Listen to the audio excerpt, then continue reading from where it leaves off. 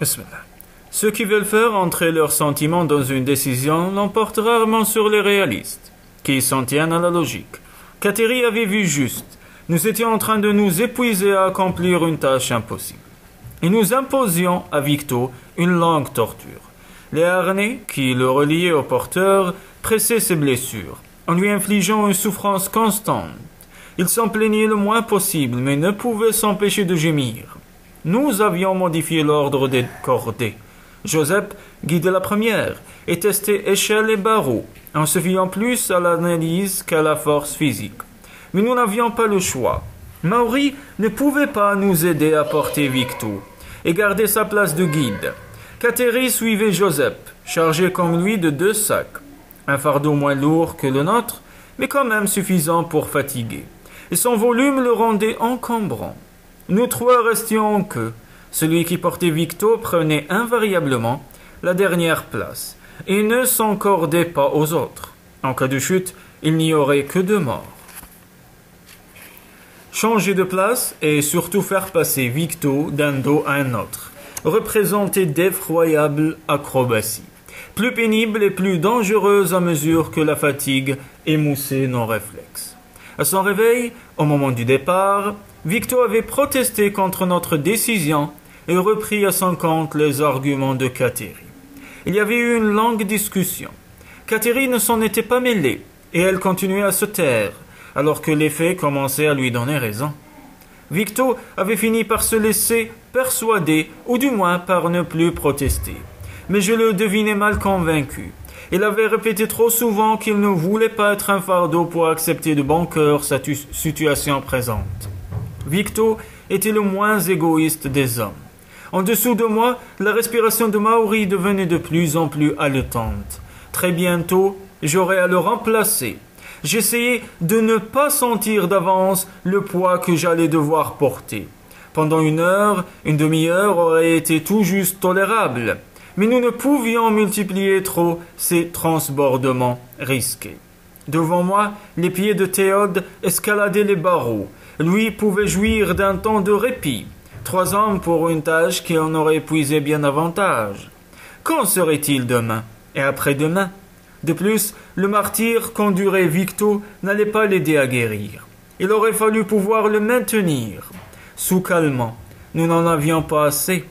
Je n'avais à me plaindre que de quelques morsures, mais elles restaient très douloureuses. Victo, lui, en était criblé. Et les chauves blanches? Elles pouvaient attaquer à nouveau. Mieux valait éviter de penser. J'y réussis en récapitulant tous les vers d'un poème de Joseph. Nous aurions aimé qu'il chante pour nous aux étapes. Malheureusement, ce genre de bruit n'était pas compatible avec l'obligation qui voulait que nous passions inaperçus. Nos lumières, qui se promenaient dans le puits durant la journée, nous faisaient déjà courir bien assez de risques supplémentaires. Qu'un ouvrier les repère, qu'il les signale à son ingénieur. J'avais beau tenter de vider mon esprit, j'en revenais inévitablement à des pensées inquiètes. Elles disparurent quand même, dans les dangereuses péripéties d'un nouveau transbordement. La sueur trempait les cheveux de Maori, les assombrissant. Elle respirait par saccades, haletantes. Victo s'affaiblissait, son visage était gris. Il fermait les yeux et n'avait même plus la force de gémir. Je recommençai à monter, avec l'impression de porter sur mon dos le poids de la matriarchie. Grande-mère, 1 heure, aidez-moi. Avant d'être relayé, je devins un animal, incapable de prier autant que de raisonner.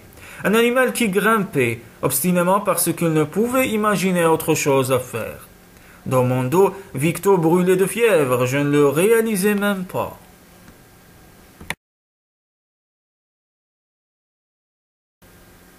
Je m'efforçais de mâcher une tablette d'aliments concentrés, sans le moindre appétit. La substance granuleuse râpait ma gorge au passage. J'étais trop anéanti pour avoir faim. Je n'étais pas certain de la réalité de cette plateforme, où j'avais enfin pu m'asseoir. Nous mangions sans parler, trop épuisés pour désirer un échange de phrases. Tout le groupe présentait d'identiques visages creusés de fatigue. Joseph et Kateri compris. Victo dormait, assommé par une forte fièvre et une demi-dose de calmant. En réalisant ces pansements, nous avions trouvé ses blessures très enflammées. Les chauves blanches attaquèrent soudain dans le même tourbillon de démence que la première fois. Ailes sifflantes, glapissements, brûlantes morsures, des dents aiguës s'enfoncèrent dans ma nuque. Je me ruai sur ma lampe, écrasant de l'autre main une aile par cheminée qui craque comme du bois sec. Victo criait, et je me précipitai vers lui. Théode me rejoignit instantanément. Les lampes du groupe zigzaguèrent, arrachant l'ombre des fragments de vision. Griffes ivoirines, ailes livides, escarboucles pourprés, gueules béantes. Théode et moi nous efforcions de protéger Victo en même temps que nous. Les ailes sifflent, les gueules camardent, criaient aigrement. Les morsures nous arrachent des abois brefs qui se mêlent au cancer. Les trouées de lumière voltigent, s'entrecroisent, renvoyées en éclats cramoisis par ses yeux pourpres où elles s'accrochent. Je gesticulais les tempes mouillées, les paumes gluantes, mes vêtements collés à ma peau par la sueur, puis elles renoncèrent et s'évanouirent ensemble dans l'ombre au même instant. Une vague de fatigue nous submergea, nos vêtements étaient déchirés et tachés de sang.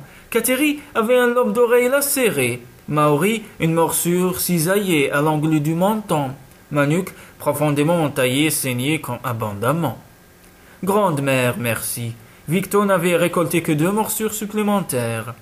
Nous le soignâmes avant de nous occuper de nous. Il faut pourtant que nous dormions, dit Maori d'une voix lasse.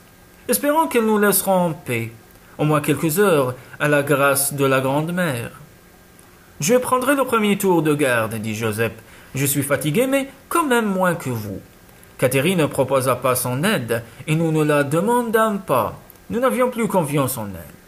Victo s'était rendormi, sa fièvre avait dû monter encore, son visage était très rouge et il transpirait beaucoup.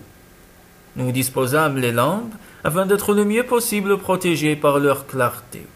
Joseph s'assit, appuyé son sac. Je plongeai dans le sommeil, un sommeil épais, comateux. Si je rêvais, je ne m'en souvins pas. Théode me réveilla en me secouant. « C'est ton tour, Gerd. » Je me levai péniblement, l'esprit englué.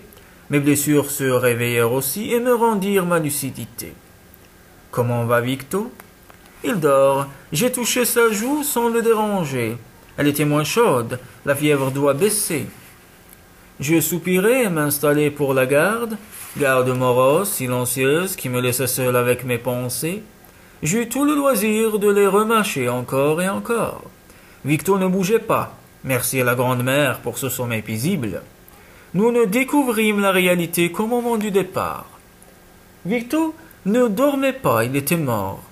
Sans bruit, sans bouger, sans que rien n'alertât l'homme de garde, il était passé du sommeil au repos définitif.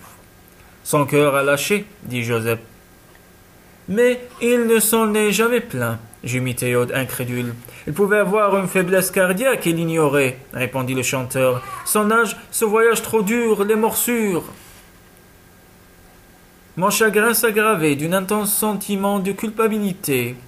C'est ma faute, dis-je. Je l'ai entraîné égoïstement dans mes ennuis. Non, dit Théode, tu ne dois pas penser à ça. Victo voulait partir avec nous. Il espérait finir ses dernières années dans un monde plus juste que la matriarchie. Il est venu de son plein gré en acceptant le risque de mourir en route. Comme nous tous. Je ferai une chanson pour lui, dit doucement Joseph. Une chanson pour Victo, qui ne serait plus là pour l'entendre. Je ressentais un profond chagrin. Les liens qui m'attachaient à mon vieil ami venaient d'être brutalement arrachés. J'enseignais intérieurement comme d'une blessure physique. Et malgré les paroles de Théode, ma responsabilité dans cette mort me pesait. « Qu'allons-nous faire du corps ?» demanda Kateri avec sa froideur coutumière. « Le puits de récupération ?» Je sursautai révolté. « Non, dis-je avec violence, il ne va pas une dernière fois servir la matriarchie. Maori, sommes-nous obligés de faire ça ?» Ce serait bien trop dangereux, il faudrait que nous sortions des couloirs d'aération à un niveau inconnu. Nous le laisserons ici. Il y a très peu de chances pour qu'une équipe le découvre. Elle se promène très rarement autour du puits central. Nous le déshabillerons, et... Il ne dit pas ce que je voyais trop nettement. Les chauves blanches qui reviendraient dépouiller le corps de sa chair et n'en laisseraient que les os. Pour nous, c'est évidemment la meilleure solution. La découverte éventuelle d'un squelette dans le puits central étonnerait, mais ne lancerait pas la psychopolis à notre trousse. L'image était pourtant blessante. Je l'acceptais difficilement. Victo serait d'accord, me dit Théode. Les chauves blanches ne sont pas la matriarchie. Elles ne font pas le mal consciemment. Je regardais le visage ridé du vieil homme. Il semblait dormir, apaisé. Oui, il aurait été d'accord.